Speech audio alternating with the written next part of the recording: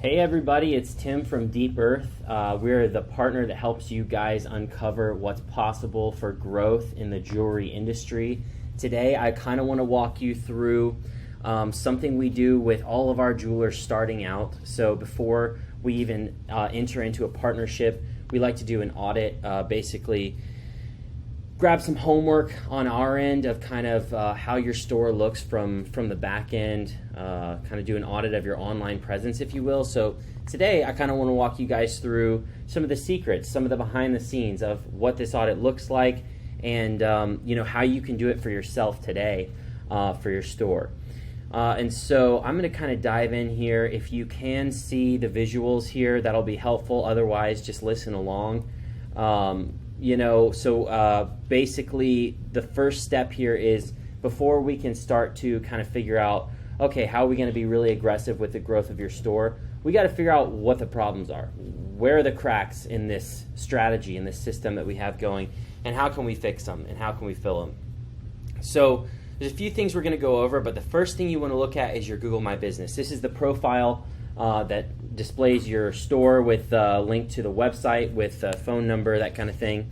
And there's a couple things to look out for in the Google My Business profile. If you don't have these set up properly, we're going to want to look at improving these things. And I'll kind of talk through why that is as well.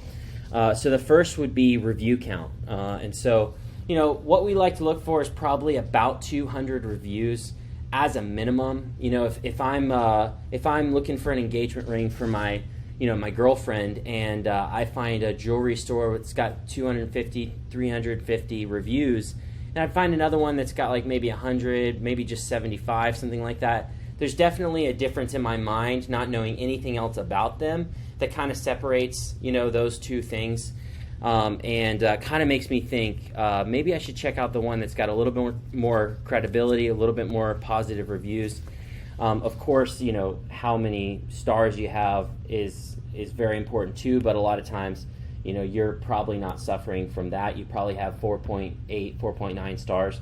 So really the review count, getting over 200, and then when you want to get into the big leagues, when you're a $5+ million store, like a number of the partners we work with, you definitely want to have over 300, 400, 500, 600 reviews. A number of our partners have 800 or 900 reviews on their Google My Business. And so it's kind of the first thing we look for. Past that, we want to look for review responses. So you need to be responding with a unique review response to every single review that comes in. And now, whether that's the owner, you as the owner, or whether you kind of pass that along to somebody else, maybe whether it's one of the salesmen or women, or maybe someone in the office, that can just respond with a genuine response on Google. This is going to basically generate a lot of organic SEO visibility for your page. Google likes when you're engaging with their content, and so that's going to be really important. Moving on, we want to make sure all of your social media profiles are linked inside your Google My Business. So down underneath, the store hours, all that kind of stuff, is your links to your Facebook, your Instagram, Twitter if you have it, LinkedIn if you have it, all those kind of things. And so we want to make sure, Pinterest even, we want to make sure that all those are appropriately linked inside the Google My Business profile. And then the last thing I want to talk about with Google My Business is photo quality and photo quantity. So first, photo quality.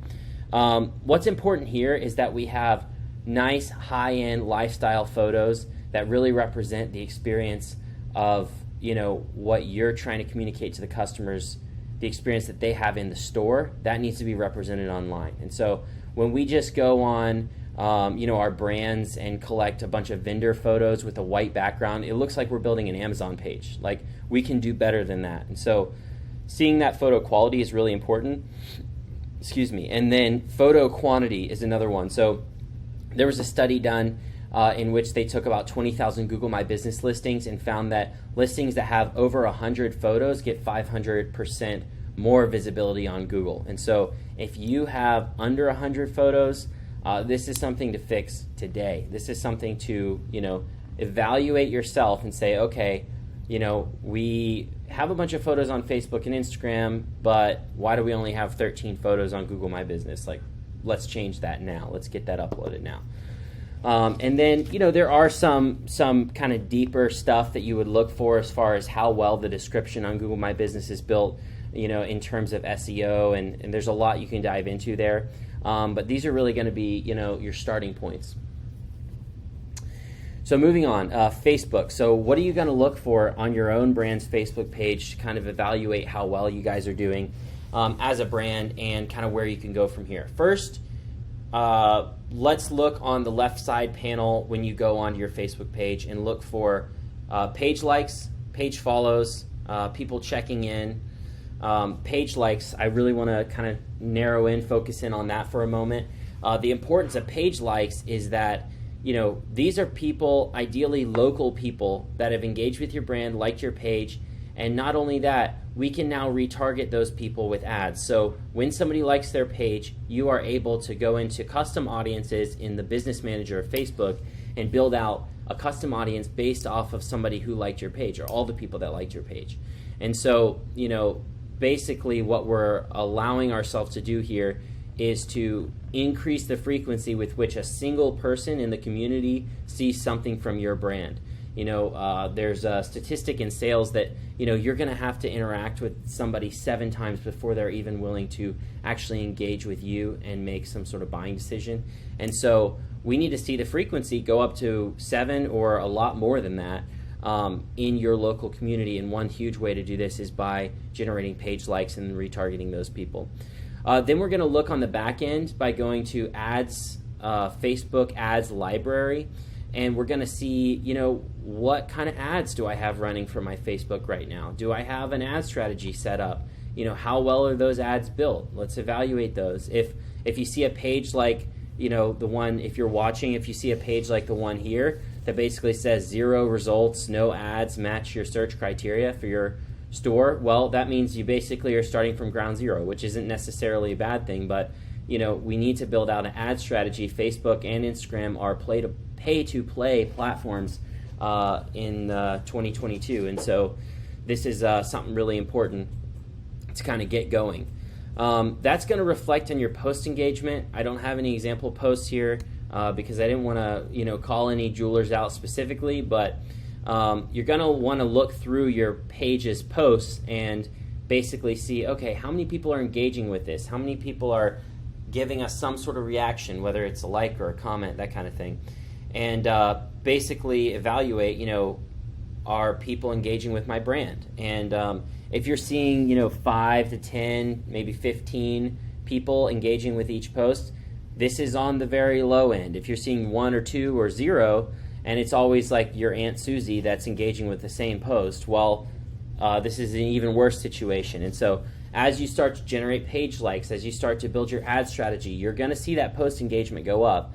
But the other thing we want to be looking for, and we'll get into this more talking about Instagram as well, is how well you're telling a story with each one of your posts. And so, I can put all the money in the world behind, a white photo of nothing, and it's really not going to get much engagement. But if I tell an engaging story, if I put a custom ring up there, for instance, and talk about the couple that, had this custom ring designed after their, grandma's old ring, whatever it is, like, you can tell very engaging stories in this industry that can generate a ton of engagement on your social platforms with not even that big of a following, as long as, and even without the ad spend side of things, as long as you're actually building that correctly, writing really good copy and sharing the personal stories, all that kind of stuff, along with super high-end photography. And so these are the kind of things we're going to look out for on Facebook. On Instagram, of course, we're looking for followers. We're looking for post engagement ratio. I'll explain that in a moment. Your Instagram highlights, your content quality, kind of like we just talked about, and then specifically your story quality. So as far as followers, you may only have 3, 4, 5,000. That's not necessarily the end of the world.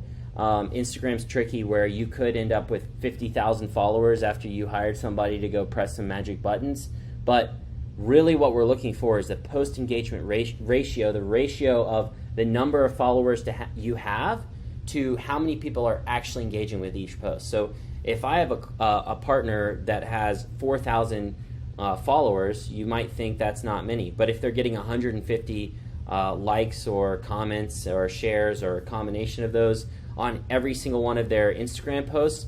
Well, this is a 4,000 follower group that's actually really engaging with the brand, really tracking, who they are, what they've got going on, special events, special products, special offers, all that kind of stuff. That's going to be much more effective to your bottom line than having 10, 20, 30,000 followers and getting 5, 10, or 15 likes on each post, probably mostly from the same 100 people.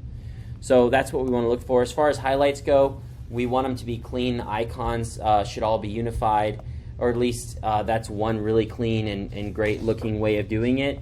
Instagram has a lot to do with the aesthetic there. As far as the content quality, we kind of touched on this before, the story quality. Like, we need high-end photography. We need a really compelling story for each one of these posts, and you may need to reach outside of your own social media abilities in order to get this going.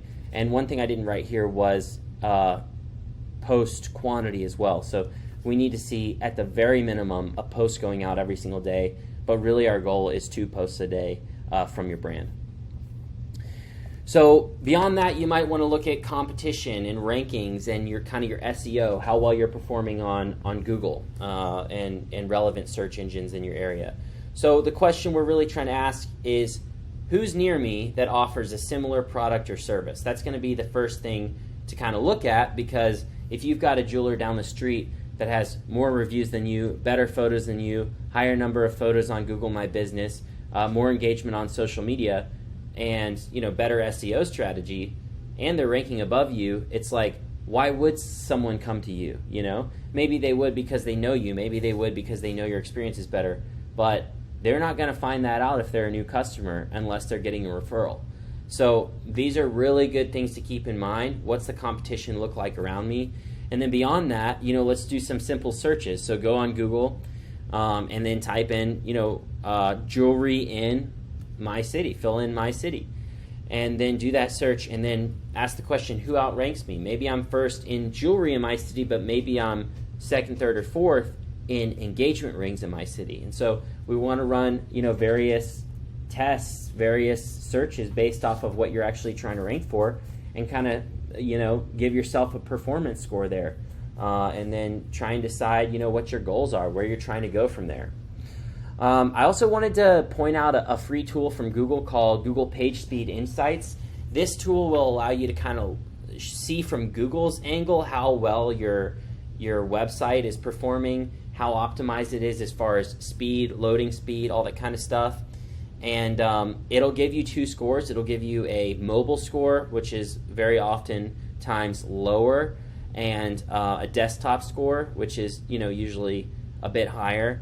And so, not naming names here, but this may be the search results of a certain jeweler, and if we saw something like this, we'd say, well, 6 out of 7 searches are done on mobile, so how are we going to improve this number so that people actually have a good time scrolling through your website, checking it out while they're on their phone, that kind of thing.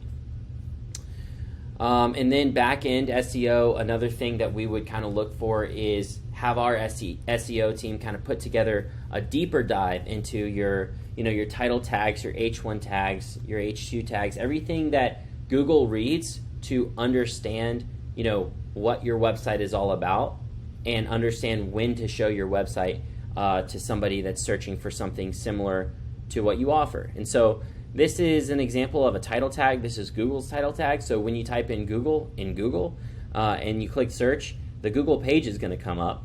And if you hover over that tab, if you even hover over the tab that you're on right now, you'll see the title tag pop up right underneath it. So this is actually a back-end coding thing that anybody can see. And so Google's title tag is Google search. And so, your title tag might be, XYZ Jewelers, or, best jewelry store in my city, whatever it is. We need to optimize this title tag because that's going to allow us to rank much, much better for people doing relevant searches. And a rule of thumb for you, just starting out with optimizing it, is how can I name the pages on my website exactly what people will be searching for in Google? So if most of the time people that are looking for your product are searching jewelry in or jewelry store in my city, then your title tag literally needs to start with those exact words verbatim. Jewelry store in, Oklahoma. Jewelry store in, Denver. And not Oklahoma because that's a state. Jewelry store in Denver would be the appropriate, if you are a jeweler in Denver, it'd be the appropriate first phrase for your title tag. So you need to get those right. You need to optimize them across the entire website. Again, title tags are the first thing Google analyzes when determining what your page is and how to rank it. They are the most important on-page SEO strategies, and so often we see jewelers not getting this right. So that would be kind of a general overview of how to run an audit for your own business, for your own jewelry store. If you go to deepearthmkt.com, our website, /contact, you can actually request for us to run an audit for you guys. It's totally free of charge. If you are watching alongside me, then you are seeing the page in real time. You can click Get My Free Audit and fill out this form. Let us know a little bit about yourself, and we will do all of this and more. It may be a little more in-depth than what you do just from this video. It's going to be a great value to you. But yeah, this is a good place to start for you. It's a good place to evaluate what's my online presence look like, and what are some of the changes I can make to make some improvements. So hope you enjoyed this video and audio, and looking forward to hopefully meeting you guys soon. Thanks so much.